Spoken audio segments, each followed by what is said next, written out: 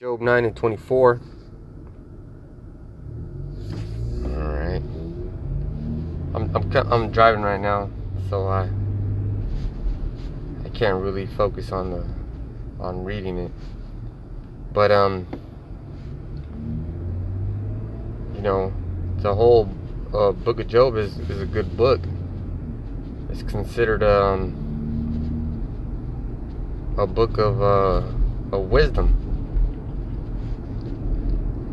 And there's a lot of wisdom in this book, like knowing who the wicked is, because Esau has his spiritual power. He gets it from the spiritual Satan. Everything that Esau wants to have done, he's gonna have it done. Like putting up a Christmas tree in the office.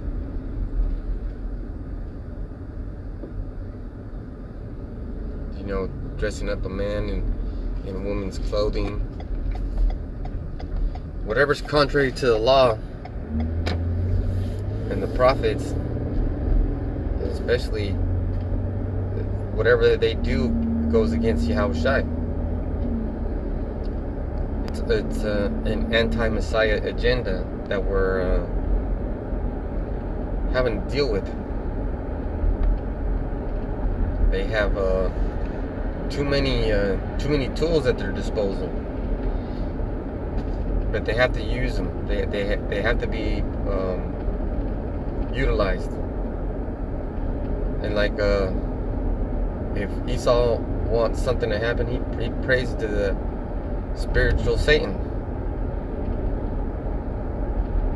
and that's how he gets his things,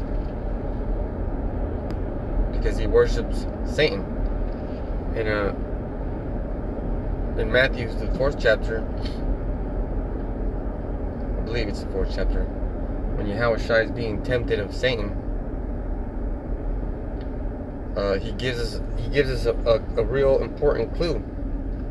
He said, if you worship me, I will give thee all this that has been handed over to me. And he was talking about the world. So if you think about that, and then you think about Job 9 and 24, the world does belong to a spiritual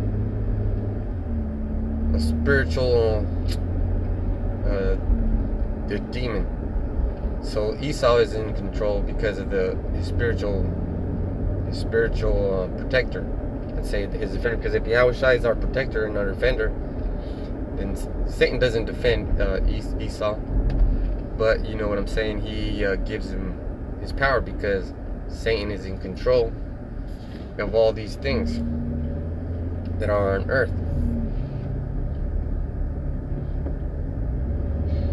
And it makes me think about a story I heard when I was in martial arts, and it was kind of hard to believe, but now I understand it. So I'm gonna tell you the story real briefly, and it's a Korean legend, because I was in the Korean martial art. So the story goes like this, and it's true. You could check it out in the history. It was during the Japanese, I think it was World War I, or maybe even feudal times. I need to brush up on it, but it's really not. The history of it is a proof, but it's not really important. So if you want to verify what I'm saying, you can go look it up. And what I'm trying to explain is, there was a martial arts master, right? And he had a council, because the Japanese council called him to it, because the Chinese were. It's a long ass fucking story, but long story short, the Japanese called this master, the Korean master, and they made him unarm himself. Now, if you know anything about martial arts, and back in those times, your sword is your life, and if you give up your sword, you're giving up your life. That's the meaning of it. Another thing you might not know about martial arts is when you put on that gi, it's funeral wear. So the point I'm trying to make is the thing about martial arts is that story was emphasized to me when I heard the ending, because the ending is the best part. So the Japanese council told him, hey, remove your sword. He was against it. He did it anyway to show respect. And then the Japanese pulled, all 5 Japanese members pulled the sword on this old ass master. And the sword, his sword was in the other room. He extended his hand, calling his sword, and his sword flew to him. Okay, let me say that again. It's like some Jedi shit. The Korean master was in danger. Japanese council pulled swords on him. He had to give up his sword at this entry so he can enter, because they were plotting to kill him. But this Korean master called for his sword, and his sword came flying to him. Okay? Because what's the deal? The world is given into the hands of the wicked. That's number 1. We wrestle not against flesh and blood, but powers and principalities. That's number 2. So let me explain how it happened. He had to give himself to the spiritual power that was in charge of that martial art. So if you give yourself over to the power that's in charge, you're worshiping that power, right? Okay, so now it's getting interesting.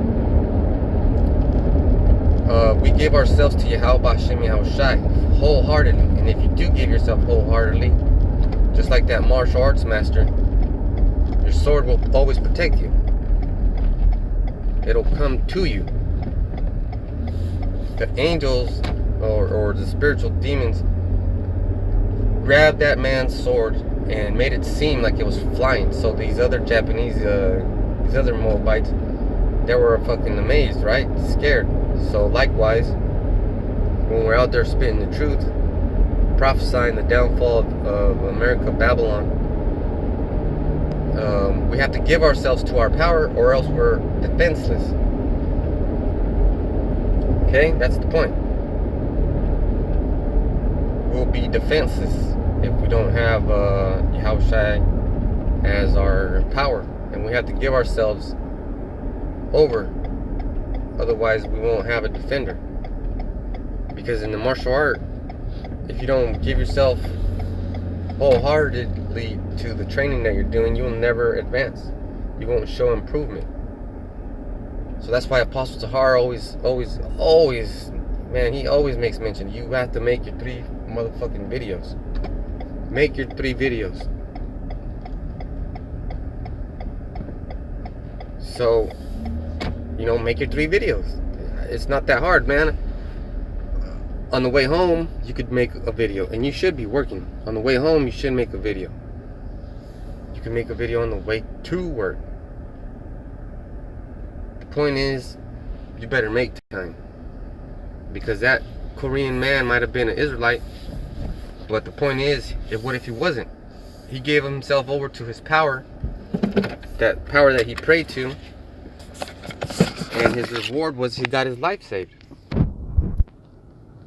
So just like that, you got to give yourself to your power.